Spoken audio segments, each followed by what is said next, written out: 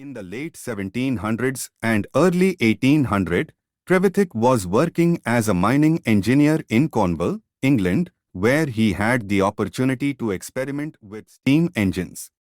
At the time, steam engines were being used to pump water out of mines, but they were not very efficient and had limited power.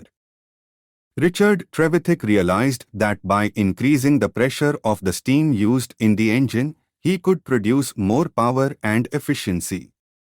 He developed a new type of boiler that could withstand higher pressures and temperatures and used it to power a high-pressure steam engine. In 1802, Richard Trevithick built his first high-pressure steam engine, which was installed in a mining operation in Cornwall. This engine was able to produce more power than any previous steam engine, which made it ideal for pumping water out of mines.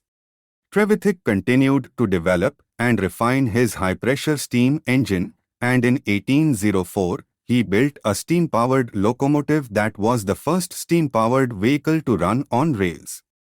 This locomotive was also powered by a high-pressure steam engine. Trevithick's innovations in high-pressure steam engine technology were significant, as they helped to pave the way for the Industrial Revolution. By making steam engines more powerful, efficient, and versatile, they could be used in a variety of applications, from mining to transportation, which revolutionized industry and transportation.